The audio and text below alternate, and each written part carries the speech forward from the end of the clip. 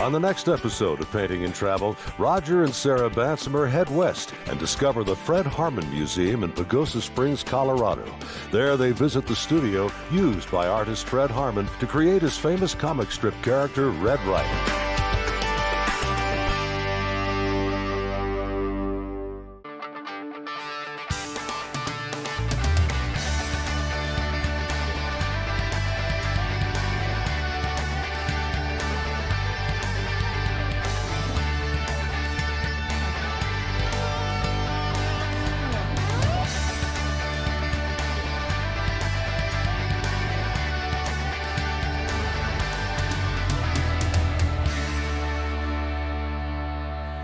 Today, Sarah and I are at the Fred Harmon Western Art Museum in Pagosa Springs, Colorado. This is an interesting place for artists because if you've ever heard of the Red Ryder BB gun or the Red Ryder and Little Beaver comic strip, this is where that all was created. The comic strips that ran for years and years were created by Fred Harmon Jr. right here on the property. There's some interesting old buildings here, and I'm going to choose one of them, but right over there is the Fred Harmon Art Museum. Sarah's going to take you on a tour there with Fred Harmon Jr.'s son, Fred Harmon III.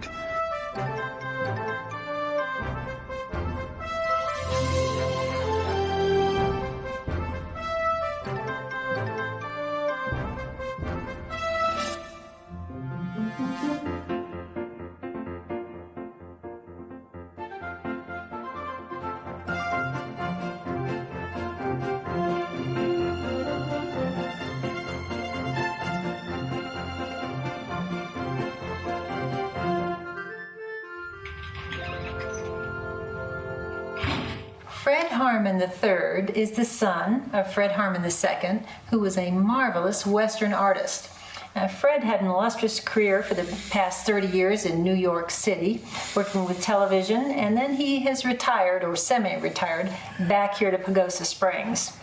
Yeah, it was kind of nice to get back. My granddad homesteaded out here back in, they came in 1888, I think. Back in those early days, my dad was always drawing pictures of what was going on. The Little Beaver was in the earlier comic, but they regenerated the whole thing in 1938, and turned out to be one of the most successful comics in the country, and actually is worldwide. He kept the comics going until 1962, and then after all those years of deadlines, and he didn't have a writer, anchors and things like that. He was kind of a loner when it came to that. He went back into oils and started trying to sell them a little bit. And basically, there were telephone orders. People would call him up for a painting, and he'd find out what kind of a scene they may want. He'd whip up a pencil sketch and send it in the mail to them to get their okay. But he did about 400 major oils in those last 18 years. Really? Let's take a look at the studio. Yeah. Is that just around the corner? Yeah, just around the corner, right over there. Well, Fred, I can see this is your dad's easel, and his paints are laid out here, and his palette, and brushes, and even a mining pan there, a gold mining pan. Yeah, he had a lot of brushes, and gave me an easy out on Christmas time, trying to figure out what kind of present to give him. I'd send him some more brushes. But this is the last oil he started to work with, and had it only about halfway done. He was going to make some changes on it, and but he ground out quite a few out of this room. Here he has the north light behind me here, which is it's amazing how color changes from in the morning all the way to the evening. It'll shift quite a few degrees, and so he only had a tight window of time to really get his color right. He must have been very efficient with his time. Yeah, he was pretty dedicated in his work. He started out pretty early in the morning, and he would do pen and inks and watercolors in the evening after dinner. And because of the comic strips and the pressure of meeting deadlines, he would pretty well utilize his time, maxed it out. Yes, and I've noticed a lot of photographs of you, some of your mom. It looks like you had a pet deer at one time. Yeah, we had a deer that was out the ranch. And the Fish and Game people said to my dad one day, he said, you know, you can't keep a deer like, you know, here. And my dad said, I don't have a deer. I don't keep one. And about that time, a deer walked out of the house, had a big red bandana on it. A family pet. Yeah. Now, I've also noticed some wonderful black and white photos on the wall with famous people like John Wayne. Yeah, John Wayne. They played a lot of humorous tricks on each other over the years. Oh, like what? Well, it's hard to say. Okay. And now, did John Wayne take a nap somewhere in your house? Oh, yeah, I used to nap on that couch in there all the time. And he and my mother would sit there and watch television while my dad was working. And he was quite a nice fellow to have around. You know, when you mentioned the word Red Ryder earlier, I was thinking I had heard that in a movie. Yeah, The Christmas Story. And that's when little Ralphie that's what he wants for Christmas more than anything. Yeah. And I see you have some original packaging over there. In fact, Daisy Air Rifle is going to have a little interesting thing for Christmas, and I wound up by autographing 250 boxes. So when this was originally produced, this was only $2.95? Yeah. Oh my goodness. Yeah, and it came with a bunch of BBs too. But they were a little more powerful in those early days. Up there is the very first one that came off the production line, and that was in 1938. Fred Harmon III, thank you so much for taking time to talk to me. I really enjoyed it, and you're quite an inspiration, and I appreciate your time. Very good. Thanks a lot. Right. Thanks for coming. You bet. Another interesting display in the museum there was a partial tree trunk that frontiersman Kit Carson carved his name into many years ago. Kit Carson was illiterate, but he did know how to sign his name, and there it was. Well, I have a 9 by 12 inch piece of masonite, and today I'm going to paint this old schoolhouse, which, by the way, Fred Harmon III attended years ago back in the early 40s for a short time. My masonite board is covered with a nice quality linen canvas that I glued on here. It has a very fine weave. So I have a fairly fine surface on here. I've gessoed it a couple of times, and I've stained it with, toned it with a burnt sienna color, so it gives me a nice warm surface to begin with. I'm working with acrylics today. I have white, ultramarine blue, naphthol red, Indian yellow, and cadmium yellow. It's a very limited palette I'm using today, and I have my spray atomizer with some water in it, and that will help to keep these acrylics wet a little bit longer. I'm going to start out just by making a simple drawing, paying careful attention as I can to the perspective here. Kind of like a little tin roof sort of falling down there. It gives me a little more character. Although sometimes when I paint things like this, even though they may be true to life on the real subject, they often don't look good in a painting. So I may adjust that. If that doesn't look right, as I continue with the painting, I may change that. And I have that beautiful pine tree behind there. I'm just going to indicate that for now, because what I want to focus on here is my composition. After I get the drawing and composition down, I will begin to put in the big shapes of color. Pine tree is right here. It's on the side of the building. I'm thinking about moving that trunk behind the building here just to tie those elements together a bit more. They're both very powerful elements, the the building and the tree. So I want to combine those into sort of one unit. Even though the tree overlaps into this area here, I think by putting the trunk behind the building, it will leave me a little more space out here in the wilderness, maybe to suggest a couple of those mountains and just free things up a little bit. Wow, even in the few minutes I've been sitting here, the light is changing on the side of this building, and I'm getting some really interesting shadows across here right now, but I know in a half hour from now it's going to be totally different again. So it's always a dilemma for me to know what might be best to put in there as far as shadows are concerned, because the shadows and the light on the side of this building is really what makes this building interesting. Well, I'm going to start laying in my colors first. I think I will start with my darks, as I usually do. So I'm going to mix up 3 primary colors. If I want my colors a little bit cooler, I'll add more blue to it. If I want them a little bit more warm, I'll add the red or the yellow. And of course, I always have the option of putting more colors on my palette too. I don't discourage anybody from using as many colors as they want, but I find personally that the fewer colors I use, sometimes the easier it is. It seems like it would be harder to use less colors than more, but more colors often just creates more complexity in what I have to choose from. And especially out in the field, it's very nice to keep things simple as I can, as simple as I can. And we have a little tree right over here to my left, a little pine tree, and it's casting a nice shadow right through the front of this painting. One thing about painting is it's all about adjusting all the time. One challenge in painting a building like this is to know what color to paint it.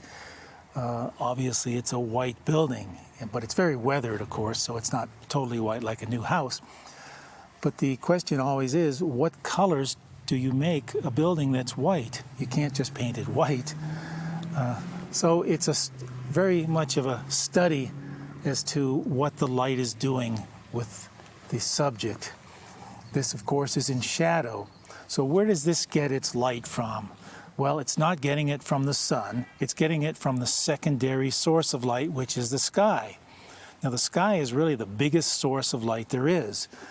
And even though the sky gets its light from the sun, it's very much a larger source of light. So all the light from the side of this building will be mainly influenced by the sky. So that gives me a key as to what color it is, and that would be blue. Now there are other influences on this color here on the side of the building, and that's reflected light. So what color is the reflected light? Well, the reflected light is going to be warm. So we're going to get some reflected light from the ground, and that is going to be warm. Chances are, sort of in theory, I guess, the top part of this building is going to be a little warmer than the bottom part of this building because the reflected light is going to be bounced up here. It's going to get more reflected light from the ground up here than it is down here. There's just not as much opportunity for reflected light to hit here as it is here. You can get reflected light from all sources or from all angles here, not so much from down there. So that's kind of the theory. But the most important part of painting like this is really just personal observation. I guess I'll drop some of these shadows in here right now. If I had some colors out like burnt sienna, yellow ochre, it would certainly be easy to dip into those and use those. But this is kind of fun, just trying to almost create something from virtually nothing. The sunlight hitting the side of this building is very warm. What I haven't done yet is to put the sky in, and I like to do all the large masses at first because all these colors relate one to another so very much that when I put the sky in with some ultramarine blue here, it's really very blue, brilliant sky today, so I'm not sure I'll tone it down too much other than with some white. Right here at the edge of the building, it's a good place to make a few defining brush strokes. If I were to put a tree up here, it would obscure the edge of this building, but this is a very important edge here. It really says that you know, this is where the roof line stops. So I'm not going to put any trees in there. I don't see any trees in there, but this is a very opportune place to define the edge of this building. Right here in the foreground, this is much too dark right now, so I need to lighten that up. But the advantage of having it dark to begin with lets me scumble some of these lighter colors over it, still have some of that dark show through.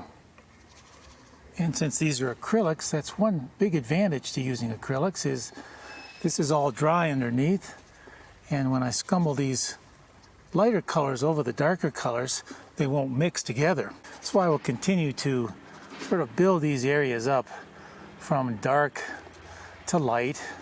And I keep squinting my eyes as I look at this too, to see the values. I try and get the values as close as I can to what I'm looking at. If the colors are not quite right, the colors are not quite accurate, I should say, and the values are accurate, the painting will look pretty good. If the values are not accurate and the colors are right, the painting won't look as good. So the values are more important than actually the colors. Now back here, this is in the distance.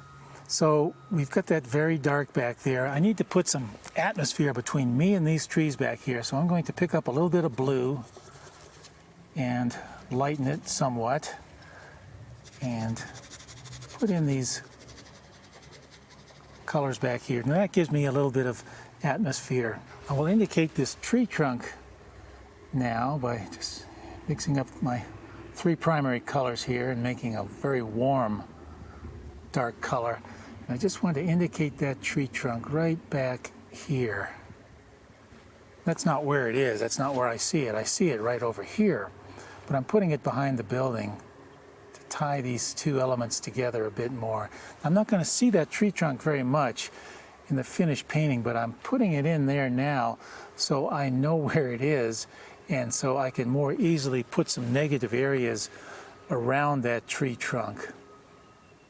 Back here we have some more of these pine trees, and spraying that a little bit so when I put this paint on back here, that water will make this paint sort of bleed into the dry colors a little bit more and give me a soft edge.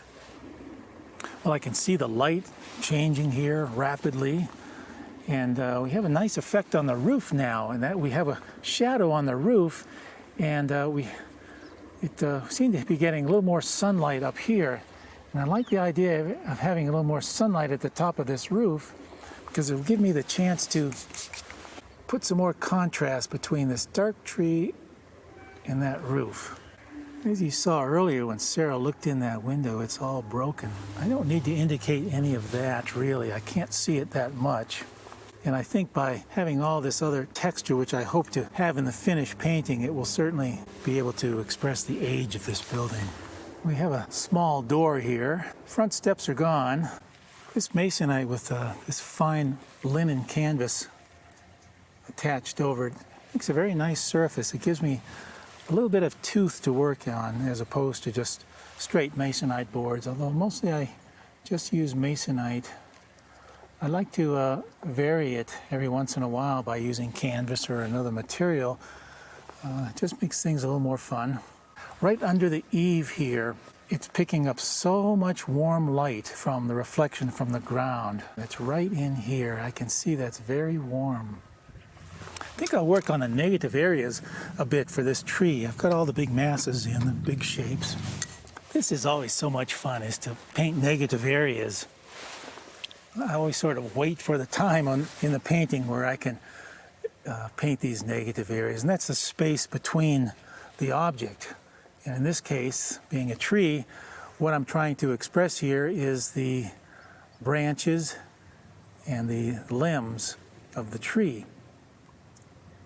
They just can't be put in too arbitrarily, or else they'll just look like a bunch of polka dots on the painting. So when I paint these negative areas, I'm not thinking about the sky so much as I'm thinking about the limbs and the branches. You can see as I paint that there, I now express a branch coming out. If I pull this down a little bit more, maybe puts a negative area on this side, I can start to express the tree trunk. Of course, I can add branches on top of these negative areas too. It's easy for me to fall into this trap of making all the negative areas the same size and the same shape. So I have to try and remember that as I paint. So occasionally I'll want a larger negative area in here. Say, for instance, maybe down here we'll have a large tree trunk or a branch coming out. Negative areas seem to give a more convincing look to the painting, because as the light comes through the tree, the light diffuses around the branches and the limbs and the leaves. So these branches are not real hard edged, and especially where the branches part or where they branch out, the light sort of goes around that. So I never get a real sharp angle to the negative area. It's always rounded a bit. This is getting easier for me to paint negative areas. For a long, long time, I never could really get them the way I wanted them. But of course, practice and just persistence always makes this a little bit easier. This is really, it really is magic, though, to paint these negative areas in like this. It's almost like sculpting. You take, you know, a piece of stone and you create something so that it was in there all the time. This is almost like that. Here was a big block of solid color, and I knew there was a tree in there somewhere, and by carving out these negative areas, you know, I found the tree. There's some beautiful mountains back there. I can barely see them, but I can see them enough to where I think I would like to add them into this piece. So I'm going to take out a little bit of these trees here. I very seldom use colors straight out of the tube. Almost always mix them with something else. If I put something on directly from the tube, and I can put accents on, that sort of thing, with pure color, but I really can't say that I see a lot of pure color in nature. Everything is quite grayed down. Even these greens, the vivid greens, the blue sky, it's all grayed down a bit. It's certainly not pure color. If I were to put pure color on here, it would just look like it was out of a paint tube. This is maybe a good chance to warm up the bottom part of the sky just a bit, because up here towards the zenith, it's always darker and cooler in color than it is down here towards the horizon. So I'll make this a little bit lighter, and I just added a little bit of yellow to that. I'll spray that, and this is dry, so by spraying that I can blend these colors, this light color into the dark color. Actually, I'm not blending it because this is dry, but by spraying it lets me slide these wet colors over the dry colors and makes it look, gives it the same effect as blending the color. I have all the basics placed. Now it's a matter of refining bits and pieces of it. This really becomes the slower process of the painting. Most everything I really want to accomplish, I've accomplished now. From here on out, it's not as exciting, especially for someone viewing it. It gets pretty interesting actually painting it, but here it's just mainly doing fine adjustments all the time till the painting is finished. It's the little details, the little fun things about a place like this that will give the painting its charm. But I have to remember, first and foremost, is the big shapes, the big picture. Then I can add the little details. And I don't want to add too many details either, because that'll take away from the overall power of the painting. I'm not saying this is a powerful painting by any means, but whatever power I do have in the painting, I don't want to lose it, because it's really the essence of this painting is these bigger shapes. As the sun is coming around or getting up a little higher on the horizon, there's some beautiful light coming across this pine tree now, and it's very, very warm. It's very orange color. So I'm putting a few indications of that warm highlight Now I can add a few branches here too, and I'll just add these with this warm orange color. I don't want these to be very light. I want them to be about the same value, a little bit lighter, but about the same value as the tree trunk, because I don't want them to stand out a whole lot. Well, I have some work to do on this painting. It's been a lovely day, and you know, it's really just fun sitting out here where other artists have worked. John Wayne has been walking around this property and has known Fred Harmon there, and so it's exciting to be sort of a part of history in a way, painting and just being here where so much else has happened. So I'm going to take this painting now, bring it back to the studio with my digital photographs I took, add a little more detail, and then I'll sign that. I'll put some varnish on it, which always helps to bring out the color. And of course, a frame says to a painting, this is finished. We'll put a frame on it, and then we'll see what it looks like.